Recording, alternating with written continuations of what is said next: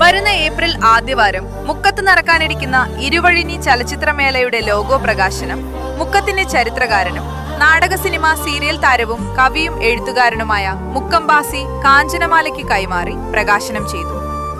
ഒരു സതു ഉദ്യമമാണ് ഇവിടെ നടക്കാൻ പോകുന്നത്. ഇരുവഴിഞ്ഞി ചലച്ചിത്രമേള 2026 എന്നാണ് അതിൻ്റെ നാമധേയം. വരും തലമുറയിൽപ്പെട്ട കലാകാരന്മാർക്കും നാട്ടുകാർക്കും എല്ലാം തന്നെ ആസ്വാദ്യകരമായ ജനകീയമായ ഒരു കലോത്സവം നടത്താനാണ് ഇവരുടെ സംരംഭം. അതിന് ഞാൻ ആദ്യമായി എൻ്റെ ഹൃദയംഗമായ ആശംസകൾ അറിയിക്കുന്നു. മുക്കത്ത് സത്യം പറഞ്ഞാൽ ഒരുപാട് കലാകാരന്മാരുണ്ട്, നാടക കലാകാരന്മാരുണ്ട്, പിന്നെ ചലച്ചിത്ര രംഗത്ത് പ്രവർത്തിച്ചവരുണ്ട്, അതിൻ്റെ സംവിധായകരുണ്ട്, പ്രൊഡ്യൂസർമാരുണ്ട്, അങ്ങനെ അഭിനേതാക്കളുണ്ട്, നിരവധി. പക്ഷെ അവരൊക്കെ വിസ്മരിച്ചു പോവുകയാണോ എന്ന് എനിക്കും ഒരു സംശയമുണ്ട്. കാരണം മുക്കത്തുകാരനായ BP മൊയ്തീൻ, അദ്ദേഹത്തിൻ്റെ ഒരു പടം ഉണ്ട്, അഭിനയം എന്നാണ് അതിൻ്റെ പേര്.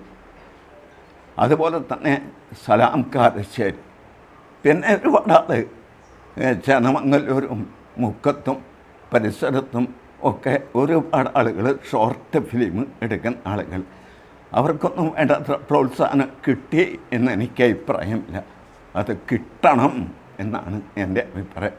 അതിനുള്ള ഈ സംരംഭത്തിന് എൻ്റെ ഹൃദയംഗമായ എല്ലാവിധ ഭാവങ്ങളും ഞാൻ അർപ്പിച്ചുകൊള്ളുകയാണ്. നമസ്കാരം. ബഹുമാന്യരെ, പ്രിയമുള്ള പുതിയ തലമുറയുടെ കലാകാരന്മാരായ കുട്ടികളെ, ഏറ്റവും വലിയ നമ്മുടെ മുക്കത്തിൻ്റെ കലാകാരനുമായ ബാസി മാഷാണ് ഇത് പ്രകാശനം ചെയ്തിരിക്കുന്നത്. അതുതന്നെ വലിയൊരു നേട്ടമായി കരുതുക. തീർച്ചയായും പിന്നെ നമുക്ക് ഇരുവഴിഞ്ഞിപ്പുഴയുടെ തീരത്തായിരിക്കുമോ ഇത് നടക്കുന്നത് എന്ന് എനിക്കറിയില്ല. ഏതായാലും അതിൻ്റെ പേര് ഇരുവഴിഞ്ഞിപ്പുഴ എന്ന് ഇട്ടിരിക്കുകയാണ്.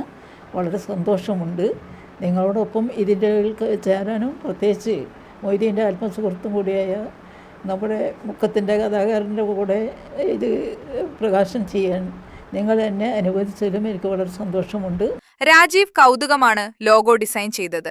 ചടങ്ങിൽ മേളയുടെ general convener Jose Mundathanam, festival director Ameen Jouhar, Dinesh Kozhikode, Mukkam Vijayan, VK Jabbar Chenthamakallur, Jaison Mukkam, Rajeev Kauthukam, Mohandas Pottammal, Shivan Pottassery, Pradeep Manassery എന്നിവർ പങ്കെടുത്തു.